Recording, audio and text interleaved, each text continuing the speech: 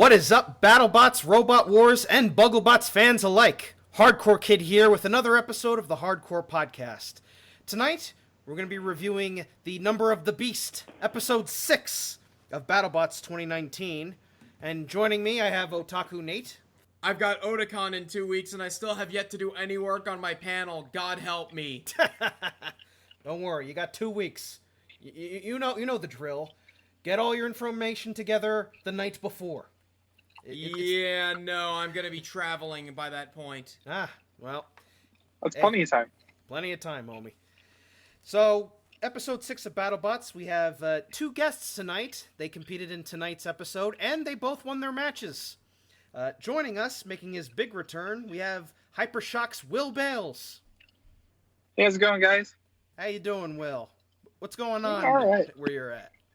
Let's see. Well, I just got a car from Connecticut, so I managed to get into Florida. I'm almost on my way home to Miami. It's a long drive, as it turns out. What the hell were you doing in Connecticut? There's nothing to do up there. Well, that's where the car I wanted was, and if it's yellow, then I wanted it, so I got it. Yeah, you I'm assuming you're going to be traveling in style come next season, if there is one. Fingers crossed. Also joining us tonight, he is part of Team Copperhead. It is Zach Goff. Hey, what's up, guys? How's it going, Zach? Pretty good.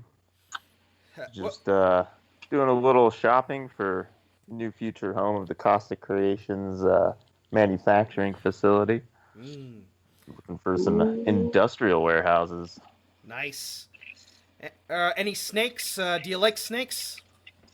Oh man, I'm living in the snake pit. Ooh. You're living where Jake the Snake Roberts trains. Sure. We got a local who's got a pet shop full of reptiles, exotic reptiles. Yep, Jake the Snake. Needs to hook us up with a snake for next time. Nice. That could be the mascot. You could have your own Damien. Yeah. So before we get into talking about the matches, we want to talk about your guys' robots. And, all right.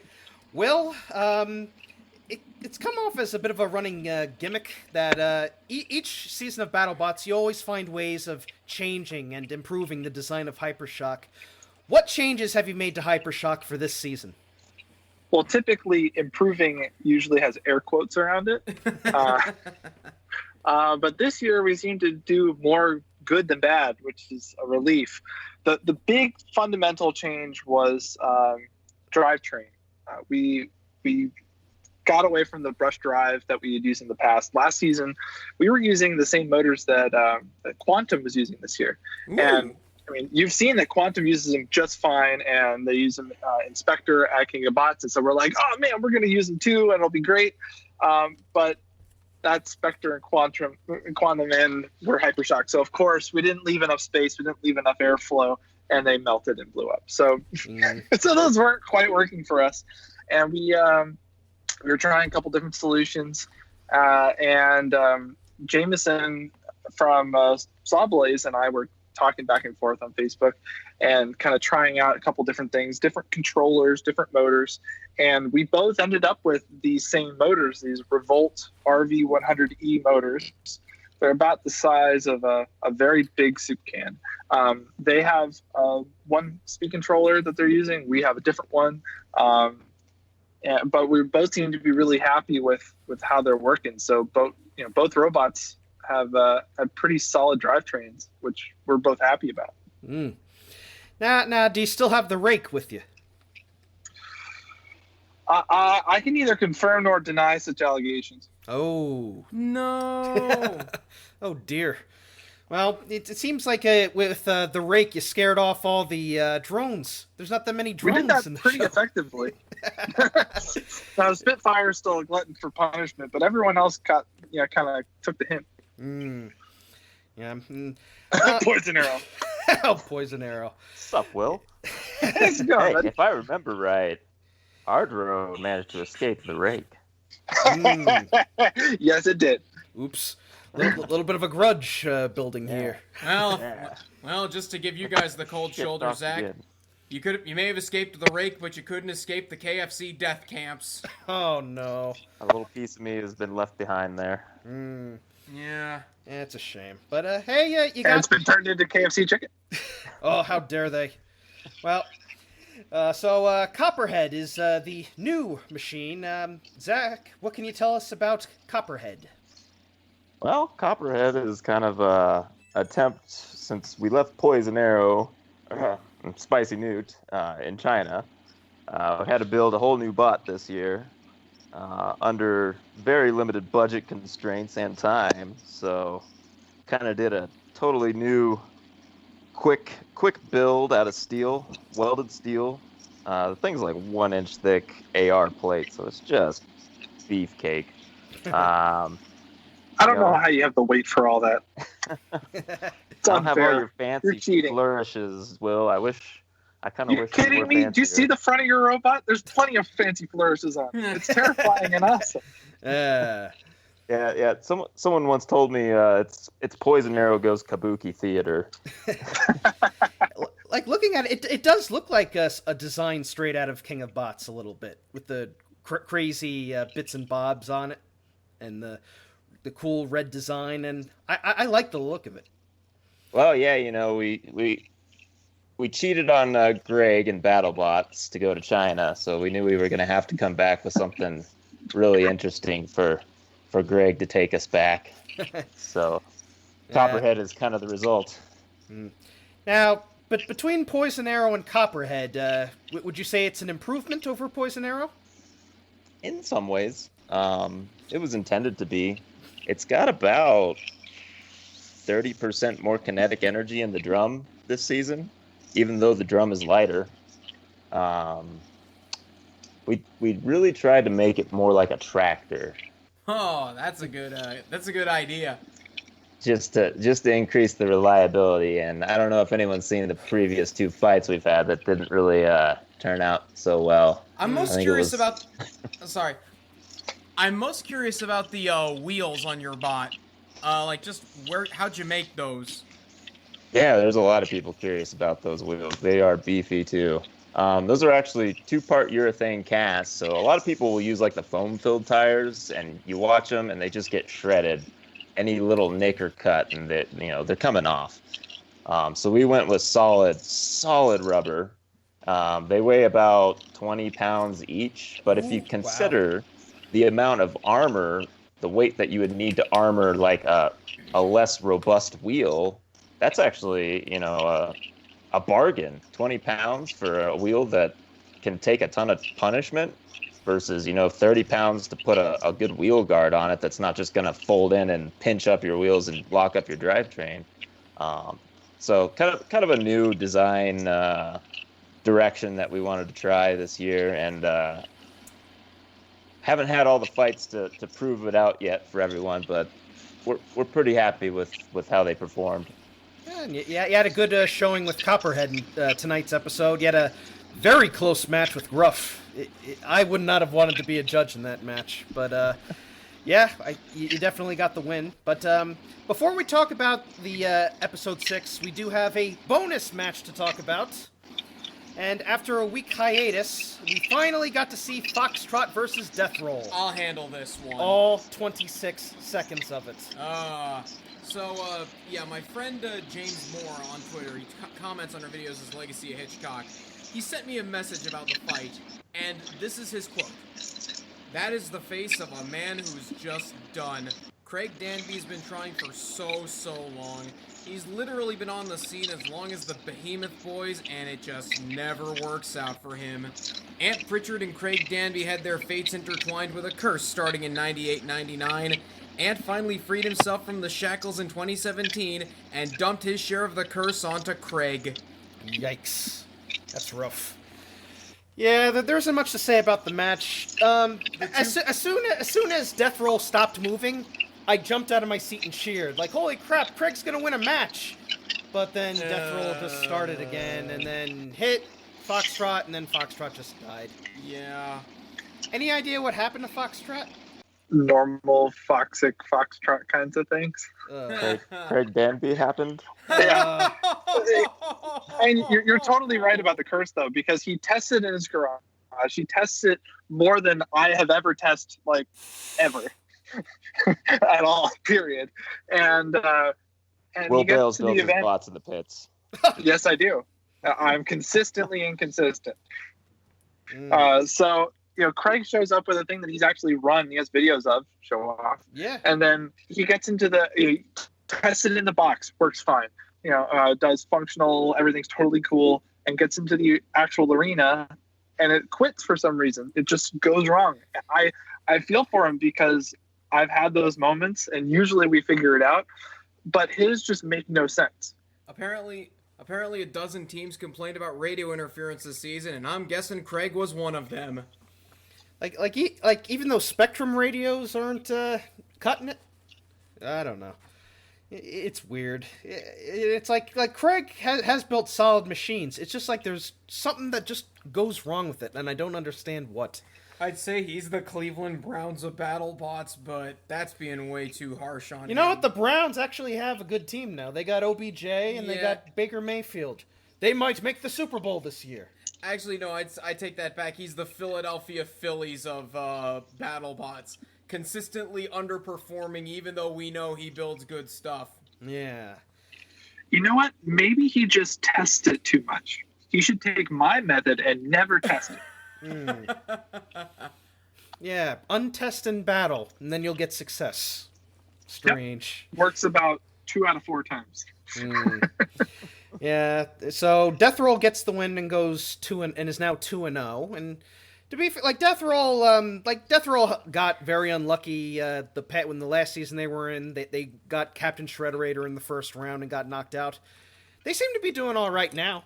Well, they beat Endgame in convincing fashion, but with this, they're going to need to prove something until they get into the selection committee. As far as episode 6 goes, I'm going to say this right now. I made no predictions for this episode because I had no idea what was going to happen in this episode. Because any of these matches could have gone either way.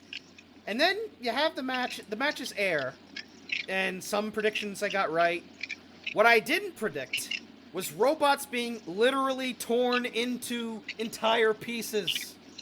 Just, as Exhibit A shows, we get Hydra versus Warhawk. Oh, what a way to start out the night.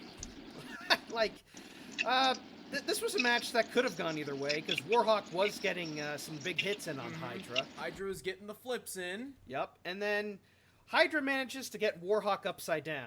And I'm like, okay, is Hydra gonna flip Warhawk out of the arena? No. No, not at all. We get something even better.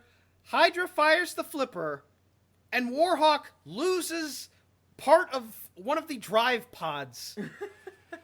And then Hydra flips it again, and it just gets split into 3 pieces. And that, my friends, is, once again, the first match has the John Reed Good Hit of the Night award. We gotta get a new category. We gotta get a good flip of the night award. I'd say it's the Roger Plant Good Flip of the Night. Yes. We got to come up with that. So somebody over in the Shunt Posting group come up with a Roger Plant Good Flip of the Night. Either Roger caption. Plant, George Francis, or Michael Oates. Take your pick. Yeah. But, and the funny thing is, even though it was split into 3 parts, all of the parts were still working. Was the blade still moving? The blade was still moving up until Hydra fired it and then just kind of died. But if Warhawk wasn't a clusterbot now, it was now. Well, that's what happens when you have Martin Mason on your team for a fight. Everything just goes to pieces. Will, what'd you think of this match? So this whole episode is very strange for me because I watched it with no audio. Oh, no. Because I was on an airplane coming back from a business trip, and I had no headphones with a normal jack. So I watched this all like a early 1900s silent film. So I was kind of dubbing over things in my head. But it's a great match. I hadn't seen it at the event because we were too busy doing Hypershock last minute panic things. But but we heard about it, so I was really excited to see it, and it lived up to the expectations. Ripping apart in half just by flipping it is crazy. I think this year is a year that people realize that wubs are not a sufficient way to hold together a robot. Mm-hmm. They're good for absorbing, but not for holding them together. Yeah. Exactly. We learned that the hard way last year, and looks like Warhawk and Mad Cat are learning it this year. Oh, dear. Oh, Zach, what'd you think of this spectacle? Oh, it was brilliant. I mean, I think that's the first time a flipper has torn a robot into pieces. So, how much more can you want for that? I'm trying to think of other moments where it could have happened, but no. The only time I recall is like when Thermidor 2 put its flipper right through Chronic the Hedgehog's flipper and broke it off. Actually, no, I can think of one. Dan Tomkia dismembering Overdozer. Oh, well, that was a dilapidated boat made of wood. Warhawk is made out of AR-500 steel and a bunch of wub screws. Yeah, that was a top 16 robot last year. Yeah. But, as I said, even though when Warhawk loses, it's never a dull match with it. It's such an even if it's a bog standard vertical spinner, it's still an entertaining machine. And also, it's interesting, like, I had no idea the whole robot, like, the entire bot was, like, both motors are independently driven, and, like, the blade is independently driven, and, like, they could at least put it together. I mean, it's just three big pieces. You can just screw it all back together, can't you? I'm pretty sure they actually just bolted it back together without the new rubber. wubs. New wubs. Yeah. Do you think they got rid of the wubs? I think they did. Yeah. I think they learned their lesson pretty quick. Like this match, I was literally on the floor watching this match. Like, yeah, I was not expecting this. I watched these episodes with my parents, and they were hysterical over this. They were going, "What?" It was hilarious, and a big thank you to the Hydra team and I wasn't expecting a whole lot out of Hydra because I knew the flipper. We've seen the flipper like do flip just you wait. And stuff. Oh my! Oh my! Hydra foreshadowing. Hydra versus Eruption. Let's just say you saw it literally rip a robot apart just by flipping it. Think about how much more energy that is than what Bronco's been able to put out. Oh my goodness! Well, Warhawk ended up getting dehydrated. And I can't wait to see what more this thing could do. This thing really is a monster. Dehydrated? Where'd you get that from? Shunt posting. Or you. Somebody. I don't remember. Oh. Now, Nate. Do you think Hydra is capable of beating Bite Force? I think it can. It's got the tank body. It's got sloped sides so it can deflect the spinner. And, as I said, it's got the power. If Bite Force gets upended or ends up upside down, that's when it's most vulnerable. Yeah, you just gotta be sure to time the flipper right. But wait for a good flip. Yeah, but Hydra wins via disassembly. And the disassembly doesn't end there, because the next match is Scorpios versus Sidewinder. It's this episode where we get a brief look at P1, and in the season preview, I was pretty harsh on Sidewinder, because I was wondering, okay, just what is this thing supposed to do? And we see what it was supposed to do. Yeah, it goes up the front of P1, P1 fires its flipper, and the side-mounted blade goes into P1's wheel assembly and disembowels it. And I gotta say, that's clever. But then it has to take on Scorpios, and as everyone knows, Scorpios is just invincible.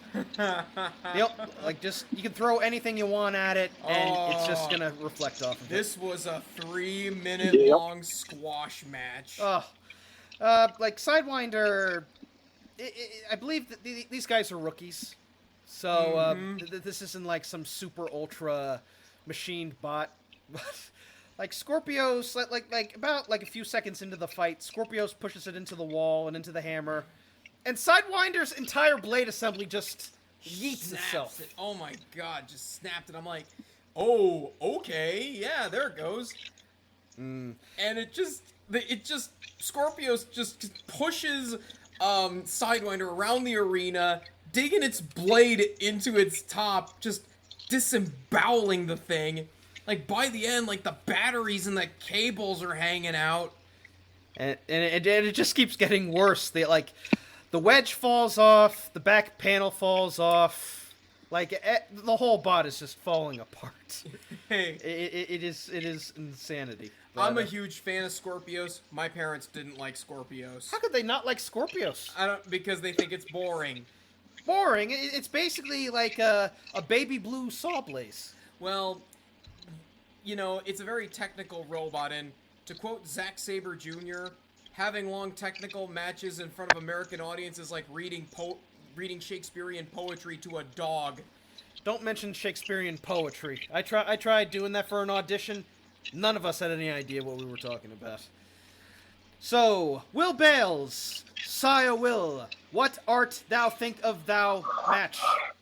Well, so I guess my first thing would be that Sidewinder's, a new robot for the season, but they're not new builders. They have, I think it's Angry Frog for KOB, or was it KFC Death Camps? Or yeah. So they built robots, and they were the team behind Chromefly in season 2.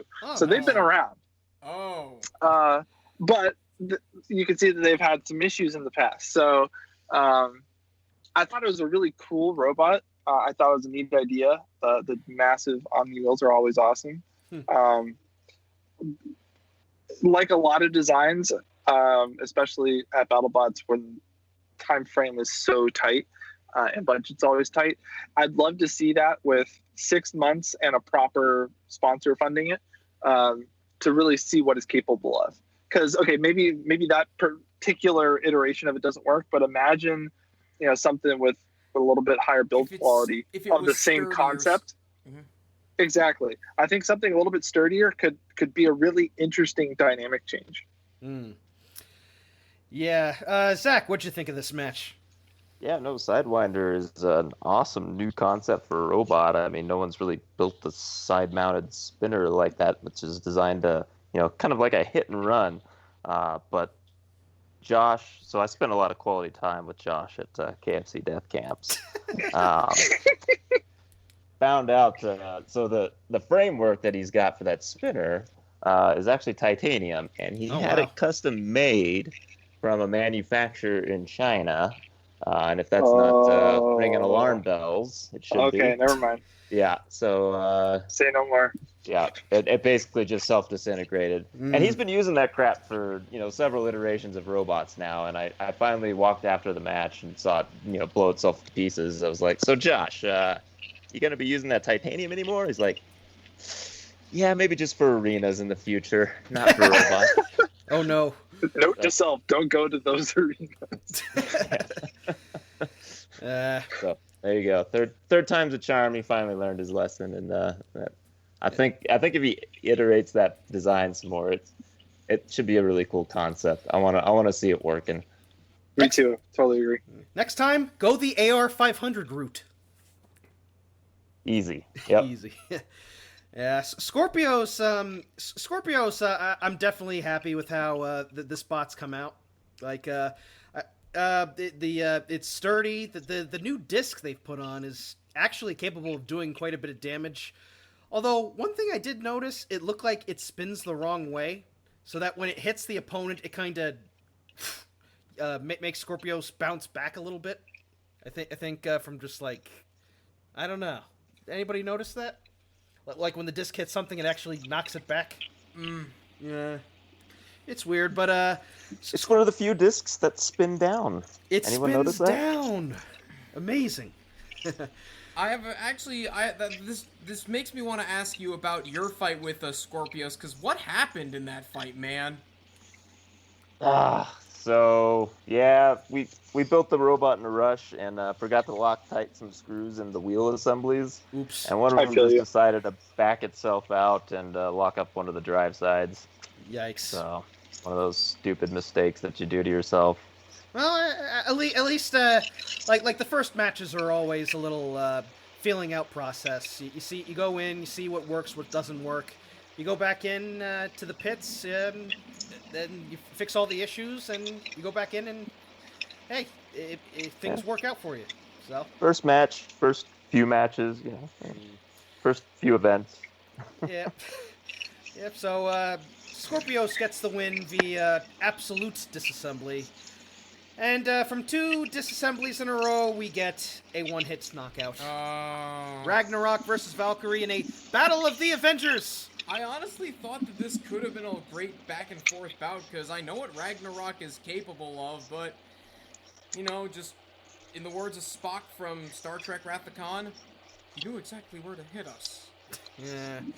Yeah, Tim said he was having a lot of problems with Ragnarok when they got there, and he was definitely in a rush trying to get this thing together. But I guess it just... Here's what happened. So Ragnarok charges into Valkyrie.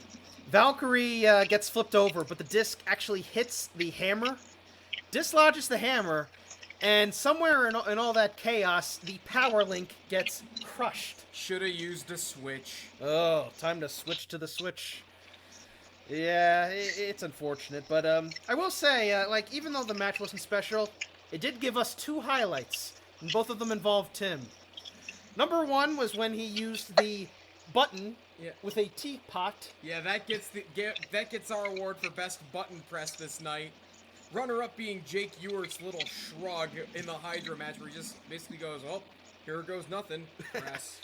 And also, disappointed Tim facepalm face. That groan he lets out. Oh dear. Yeah, Tim's an entertaining guy. He's got bad luck. I hate to say this, but I think he might have the Danby curse in this season. Oh no! I was gonna say I think Danby's hanging out with them too much. Oh no! Yikes! What is going on here? I don't think Craig's gonna a really come impressive on to the robot show after this. Nah, Craig will come on. It'll be fine. Craig's gonna come on and he's gonna be angry at us. Oh no. Yeah, it's a shame, but you know what? Like Valkyrie, I've met the Valkyrie team. We've had Leanne on, and we've had Fred Moore on. They're great people. Alex Kreese too. Yeah, they Valkyrie. They definitely needed this win, because I think the Hypershock match. What happened to Valkyrie in the Hypershock match? What caused it to stop? What'd you do, Will? What'd you do? I just wanted to go fast, so I went fast. We box rushed them really hard, and so within the first 5-10 seconds, they were already kind of frazzled, and apparently the big failure mode was that we flexed the bottom plate of the base plate of Valkyrie enough that it crushed 1 or 2 of the brush housings on the mag motors they were using for drive. So that, coupled with I think a high siding issue when they were upside down with their heavier armor, meant that they couldn't move by the time that I pushed them into the corner and gone in for extra punishment. So and I wobbled away. But other than that, I mean, they fixed that motor, and I think everything was totally fine. So I mean, Valkyrie's a serious robot. They could kick anyone's ass that they want. So they went back in there and reminded everyone of that. Yeah. As far as Ragnarok goes, what do you think of Ragnarok as a bot? I think it's from the components themselves, it should be pretty great. It's got a massive LEM motor for a weapon. The big A4300 amp flows for drive, so hefty drivetrain. All Hardox 400 or whatever, and at least in the test box, it seemed to hit pretty hard. It's not shatter, but it's consistent. At least it was consistent, and they just have issues when they're going in with these massive KE hits. Zach, what do you think of Valkyrie and Ragnarok? Oh, I mean, it was over so quick. There's not a lot to say. Unfortunately, Tim just got the unlucky strike. So always good to see Tim on, though. He makes a good appearance. Yeah, like even when he loses, he still manages to be entertaining. Like right from the teapot to him wanting to lay down on the floor after the match. For sure. I need a rest now. Yeah, it's unfortunate, but we hope to see more Tim and see more matches. And even though this was the worst match on the show, I think it was a nice little rest, a nice little breather. Because right after this match, we got free shipping versus the Yeti. Now this was a match. Holy moly. This match was just total chaos. Can I just say, I popped when Kenny Florian mentioned Original Sin. I didn't think they were going to be mentioning their earlier bots. I'm like, oh my god, Yeah, Original he said Sin. he's won quite a few tournaments with his other robot, Original Sin. Of course, they didn't say the fact that free shipping is Original Sin. Yeah, although free shipping did show signs of its Original Sin when it lost the box on top. And then it just became a straight-up wedge. But, this match, it really could have gone either way. Even if free shipping lost its weapon, it was just slamming Yeti around, flipping Yeti around. Yeti was getting hits in, took out the whole box. It was a great back-and-forth match. Just, as JR says, it's a real slobber knocker. Yeti was getting some good hits in. Free shipping was deflecting all that it could. I love free shipping, but Yeti was just the perfect opponent for it because of its driving style. With Greg Gibson and his non-stop aggression, just consistently box-rushing free shipping. Gary Jin, he just didn't really have an answer for it, but he did all he could, but unfortunately, in the words of Urinating Tree, this was unfortunately a match where one robot had to lose. Yeah. What else is to say? Turner signs. Yeti ends up winning the match on a judge's decision. It was a unanimous decision. It was unanimous. I thought it would be closer. Based on damage, free shipping lost its whole primary weapon. Yeti was still getting hits in. Yeti actually lost a wheel at one point, but it didn't really matter since it was one of the back wheels. But yeah, this was just complete fun, and I love these back and forth matches. We asked whether or not Yeti would be able to do anything this season given its new configuration, but so far they've avoided getting on the prove it list. Yeah, I think they've done well so far. Their first match was against Bike Force. Yeah, and the fact that they were able to last the whole 3 minutes to me says more about the robot than anything. Yeah. Will, what did you think of this match? I think you guys covered a pretty good amount of it. It's kind of the fight between brute aggressiveness from Yeti and a little bit more methodical fighting from Gary, and totally not Original Sin. and unfortunately, if your weapon gets ripped off, then that's kind of that's what's you're done. You can't really recover from that unless you KO, even if your driving's really good. And we saw that from Sawblaze way back in season 2 when they lost their saw and up against Red Devil. And even though Sawblaze was dominating the fight, I'm not sure this fight was that close, but even though they were dominating the fight, they lost because they didn't have the weapon. Yeah. So if your weapon can't hold up to Yeti, you're going to have a problem, and you're not going to win fights by judge's decision. It all comes down to the primary weapon, Kenny. Yeah. Zach, what'd you think of this match? Yeah, like Will said, Yeti is basically the all-terrain vehicle of BattleBots. The thing is massive. And unfortunately, free shipping or Original Sin, 220-pound robot, they only had 30 pounds to put their little lifter mechanism on, which is just not enough for a primary weapon. Yep, just got bulldozed right off. So I really like Yeti, though, as a concept. It's completely different from my bot building style, which is really compact robots. But Yeti is just spread out massive. It takes a ton of damage, and they're always having to fix a bunch, but at the same time, it takes a ton of damage, because it's all just one big crumple zone. Yeti's one thick boy. Yeah. Yeah, so Yeti ends up getting the decision. And now, we move on to Gruff versus Copperhead. Zach, I think you're familiar with Copperhead. You want to talk us through this? You want to talk us through this match? Yeah, well, I was pretty arrogant going into this because I thought we had this in the bag, no problem. I mean, what the heck is Goff gonna even do to us? I mean, he's got these little dingly lifter forks. It only beat Um, Toro on the live circuits.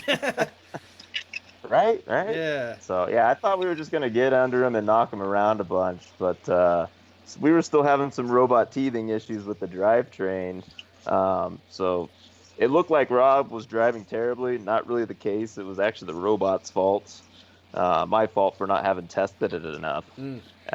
Turns out that the speed controllers and the motors that we had, they had a temperature sensor in them. And that temperature sensor, Chinese motors, was not of very good quality. So the speed controllers were getting this really noisy signal from them saying, oh, the motors are overheating, shut it all down. So it would shut a drive side down for a few seconds until the sensor calmed down. And then all of a sudden it would kick back on, and Robert's just jamming the sticks around trying to get some movement out of it. And then when they would kick back on, the wheel, spins full bore, and because of the gyro dance effect of the drum, just flips the robot upside down and just completely looked out of control. So that's what you get for trying to use sensors. Being irresponsible. What were you using? Sensorless? No, we were using censored for drive, but not temperature sensing. We gave up on that pretty quickly, especially when you said you were having issues with it before the event. I was like, well, I'm definitely not getting it to work. Pull those suckers out, exactly. So yeah. So I mean, I think it was an enjoyable fight. I'm glad it wasn't one-sided and it went the distance because it made it a lot more entertaining for the audience. Oh man, we got some gorgeous pictures thanks to Gruff's flamethrower. I mean, it put on a show.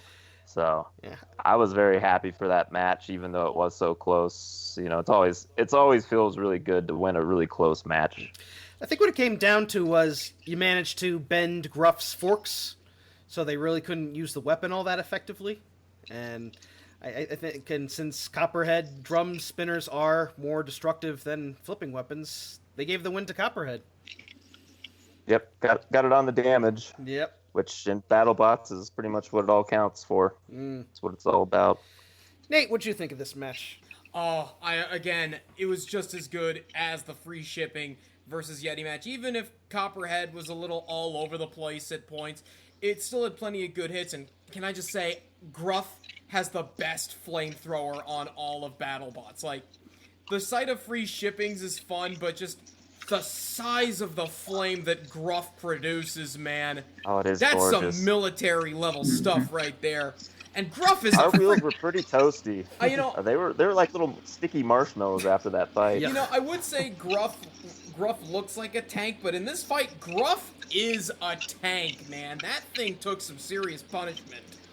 It's a tank with a pitchfork on it. I'm telling you, that thing's a dark horse for the top 16 this year. It all comes down to the luck of the draw. Yeah, what else is there to say? It's good to see Robert Cowan. If you've seen his YouTube channel, he makes a lot of cool videos. It was cool seeing him driving. Which wasn't cool was, I think it was either Chris or Kenny burying Robert Cowan for his driving, like saying, oh, Zach should handle the drive from now on. And it's like, come on. Yeah, they didn't know that it was the robot's fault, not Rob, so we'll let it slide. Yeah. Well, there's only so much they know immediately after the fight. I say as a whiteboard match, they should have a presenters fight. Yes, kind of like what they did in Robot Wars. Chris versus Kenny, and then have, like, I don't know, Al Kindle and Ray Billings do commentary. That would be hilarious.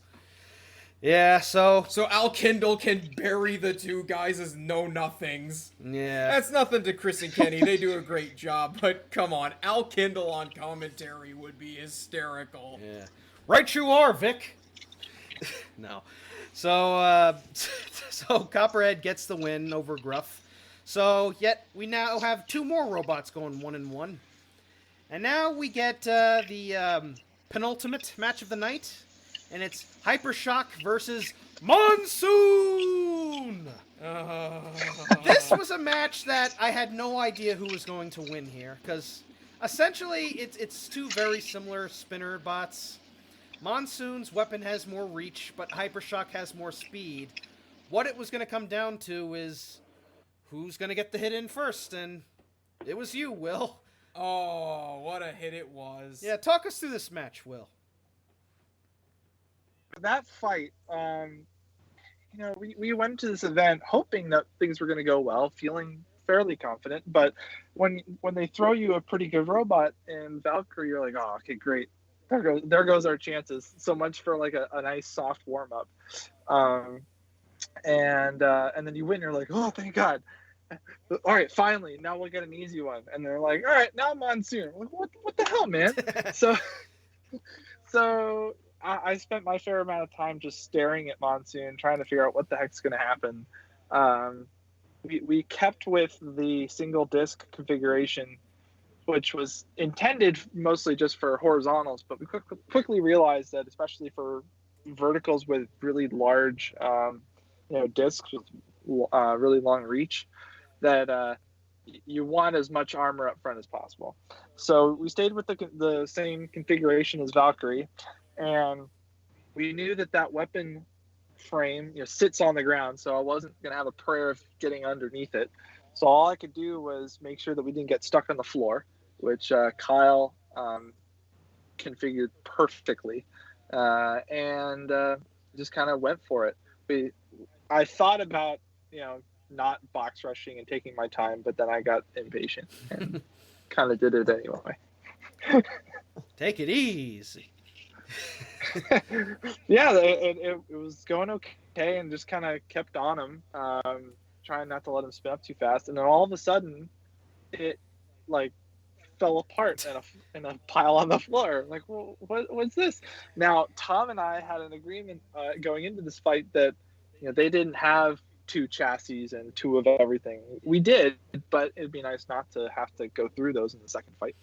So we said, all right, if one of us is clearly just dead, let's not obliterate them completely. A gentleman's push agreement. Them into it was a gentleman's agreement. So push them into the hammers, use the screws, whatever, go for it. Mm-hmm. But just don't obliterate them. And so I was like, okay, that's fine. And so now I see Monsoon within a relatively short period of time, just kind of in a frump on the floor, and I'm like, and the weapons at full speed sit, and I'm standing there like, what do I do? So I like turn around and try backing into him, and it just falls apart even more.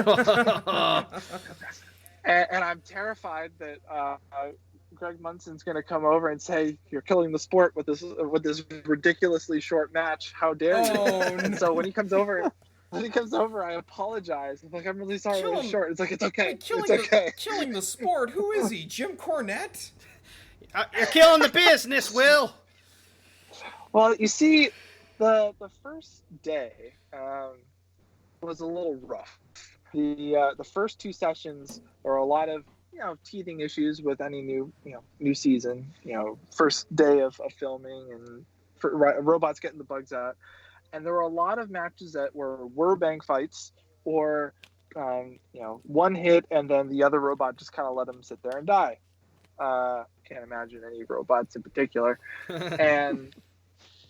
And so we got read the riot act that night about how fights like that were going to kill the sport, because those are supposed to be the 2 first episodes. And so our first fight against Valkyrie was the next session, Saturday morning. So it wasn't supposed to be in the first episode. And we were like terrified all night, like, okay, well, no matter what, we got to make this a good show. So that's why I kept going after Valkyries, because we were always scared that we were going to get punished for having a short fight. So luckily the Monsoon fight wasn't too short, but I was relieved that it went the way it did. Yeah. Can confirm Greg was the angry stepfather. He was. He is the Jim Cornette of BattleBots. Yeah. Like 2 big spinners, but to quote Highlander, there could be only one. And, well, only one bot ended up getting decapitated, and alas, that was poor Tommy. Mm-hmm. Unfortunately, sizes and everything. They actually did a little Jenny Taft segment that showed Tommy fixing Monsoon. As I said, I can never get sick. I never get sick of these Jenny Taft segments. Yeah, the interview that she did with you, Will, that got over really well. Yeah, I'm really happy with how committed she got to the show. Like, I'm not expecting an interviewer to come in there and know everything and be able to explain to me the difference between an 828-400 and the 150, or or any little minutia of the robot. I just want you to be like invested in it, and she definitely was, and she was interested. And I think her background in like motocross reporting kind of helped her get a little bit more of an understanding of the kind of the technical sides and how things can go. So when she's talking to us, she pretty quickly picked up on the jargon. She picked up on the general gist of what was going on. And I think she's, at least so far, been conveying that really well to the audience. She's easily the best pit reporter the show has had in its history, without question. Yeah, I agree. Yeah, I'd say so. So Hypershock gets the win and is now 2-0. Monsoon is 1-1. The bonus fight, that's for the Science Channel review. It's Petunia and Marvin. See how that goes. And then we get the main event, which was Bronco versus Bite Force. I had Bronco to win this one. I had so much. Oh boy, you were wrong. I was so looking forward to this match because I was expecting Bronco to just get underneath it. But unfortunately, the match was all over as soon as Bite Force took out the flipper blade on Bronco. Yeah, this is why you should always have the panels on your flippers to be one solid weld or one solid panel. Otherwise, yeah, that happens. Yeah, it's like they completely mistimed the flip, and so the arm is up in the air. Bite Force is getting under it and is just whacking the flipper arm with the disc. And it really just shows Bronco's off. Steering issues this fight has, I noticed. Because this fight really showcased just Bronco's poor maneuverability. Yeah. And then the rest of the fight was just Bite Force just picking apart Bronco like my dog Bruno picking apart a piece of chicken. Just taking off the flanges, taking out a wheel, and then Bronco just stopped altogether. So, yeah, this Bronco at least almost went the distance, and I appreciate the match for not being an anticlimax of just it's over in less than a minute. I thought it just as like when you lose your weapon, it's already confirmed that you're not winning this match. Unless by some miracle Bite Force just breaks down. And I'm going to just say this right now. If Bronco misses the top 16, it's going on the prove it list. Yeah, I mean, like Bronco's got a huge fan base. I think next to Tombstone, it's like one of the most biggest fan favorites, the biggest baby faces of the season. This is their first episode that they appeared in, and they did not have a good showing. They look especially bad when you consider what we've seen from Hydra, because Hydra, a lot more maneuverable, brilliant engineering behind it. You look at how it's been able to toss around Warhawk and FreeShipping, and as you guys have hinted at, there's even more Hydra coming our way. Whew. I mean, it seems like Bronco's window to the giant nut is closing. Like, Inertia Labs has built a great machine, but they need to come back with something new, if you get what I'm saying. On another really... I think they can stick with the design. They just need to do something with the flipper, like maybe give it a bit more reach, like maybe have it as a wedge or something. I'd say instead, just go with like different wheel configuration or something, because whatever you're doing with your drive isn't working. I gotta say, I really hope that they will allow at least one CO2 flipper in the future just to see how it goes, because I would love to see Michael Oates bring something to BattleBots. He actually has stated he's working on something, but it's not going to be a flipper. It might be a spinner. Oh no, Mike! Come Another on, one. Mike. Come on. Yeah. Well, who knows? We'll see what happens. He just built a new flipper bot. It's a forward flipper. Yeah, Injection is the name of it. I think. Yeah, that's the name of it. Injection. Yeah. Yeah, boy, we got sidetracked. So, Will, what did you think of Bite Force versus Bronco? Well, Bronco showed up late to filming. Oh. So they skipped the the first couple days of the typical pleasantries of safety checks and interviews and stuff. So they showed up like late on Sunday or early Sunday afternoon, and then they were the main event of that evening. Yikes! The last day of the first the first kind of group of days of filming, and so they come in with this perfectly polished robot. It has all these fancy attachments on it. They're ready to go, and then it comes back completely destroyed. And I think that they kind of got caught off guard. I think in the past they've been able to show up and everything's perfect, and they go in and kick ass and take names, and then they go put the robot back in their trailer, their truck, and they go to the hotel or go home or whatever, and they're totally good. And this is the first time in a while where they showed up and got their asses handed to them. Yeah. Very early on. And I think it showed. I think they, you mentioned that maybe they should build something new. And in a lot of ways they did with all those new attachments and stuff. But I think they focused on the wrong things, and they got a little carried away with the attachments. And they kind of lost sight of what made Bronco really good in seasons past. Yeah, like I remember the days when it was flipping Witch Doctor out, flipping Stinger out, Lockjaw, and now it just doesn't seem to be. It hasn't reached its full potential now. I think not right. like last season. That was peak Bronco, and now it's just not going right for it. Well, now let's say the caveat here is this is the first match of the whole season. Yeah, they still got 3 more matches. They're fighting the defending champion. Yeah, that's true. So they should lose. But I think they showed a couple issues that they need to work out. We'll see what happens. Zach, what'd you think of this match? I think Reason Bradley, builder Broncos, kind of worried that his Bronco boys are going to turn into Hail Hydras. Oh no! Oh no! Yeah, I know Reason had mentioned that he suffered a little bit of that Chinesium titanium that I mentioned earlier. Did he too? Yeah, he's got some of that Chinese titanium in Bronco this year. Oh, buddy. That's a concern. Geez.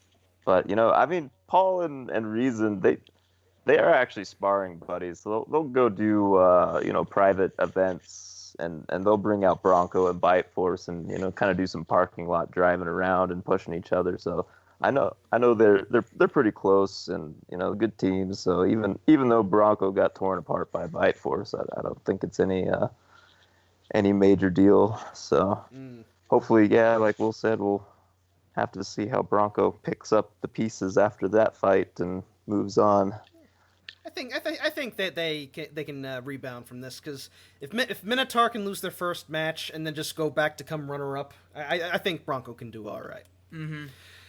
Yeah, so that covers episode 6 of BattleBots, and overall, with the exception of the Valkyrie Ragnarok match, this was a fantastic episode. Absolutely. Just robots getting torn to pieces, back and forth matches, just destruction everywhere. We had 2 really good fights, a decent main event, and even the ones that involved dismemberment were incredibly entertaining. Yeah, and I prefer like the more systemic dismemberment of robots instead of just like one big hit and it's all over. Yeah. Your punishment must be more severe. Exactly. So, on a scale of 1 to 10, I'll give it a 9.5, and the 0.5 is for the Valkyrie match. But yeah, what do you think, Nate? I was gonna give it a 9 even, since I felt the Hypershock Monsoon fight was a little on the anticlimactic side, and the main event, as I said, not what I was expecting, but everything else, great episode. It's as Hal Rucker said, episodes 2 and 3, they got the bad matches out of the way first, and past 3 episodes, I should say, have been legitimate fire. Legitimate fire. Yeah, Will, on a scale of 1 to 10, how would you rate it? I'm up there in the 9s with you guys. I agree. Personally, I felt like the Hypershock Monsoon match should have gone a little bit longer. And Monsoon posted something in the last couple hours about what the failure mode was. So you should definitely go to their Facebook and check out their explanation on exactly what happened. But I think we could have dealt back and forth a couple more hits, and it could have been a little more interesting. And of course the Valkyrie fight. You want to see Valkyrie Ragnarok go longer, but when the other robot dies, there's only so much you can do. But other than that, yeah, I totally agree. Lots of really good fights. I love seeing Hydra work. I'm a massive Hydra fan. Yeah. I like Hydra. Hail Hydra! Hail Hydra! Zach, on a scale of 1 to 10, how would you rate this episode? Oh yeah, this was a good one. This was a 9er for sure. I mean, you had so much back and forth in some of these fights, really close, and then even the fights that were short, there was some good, glorious dismemberment of robots, which everyone wants to see. So, yeah. And if anyone wants a little more details about Copperhead versus Gruff, I know Rob Cowan's going to do a very nitty-gritty video, so keep on the lookout for that in the next week, and get all the details there. All right. We'll be sure to see that. So that covers episode 6. In other robot combat news, episode 1 of the new season of King of Bots has been uploaded to the Xiling TV YouTube channel. Xiling? Hang on. Zhejiang TV official channel. So we'll post a link to that if you guys want to watch it.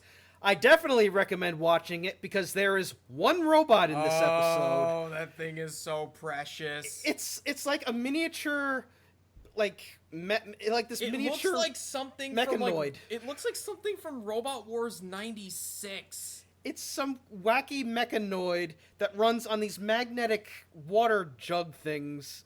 It has a spinning mace. It looks like Dr. Inferno Jr.'s great-grandson. It has to be seen to be believed. So I'll be posting the link in the description, so if you want to watch that. One last little note. Did you notice that Jason Bardis has the Dr. Inferno Jr. toy on the desk? Yeah, they got toys of Tetamushi. Megatento. A little Megatento on the desk. That's a cute feature. Mm-hmm.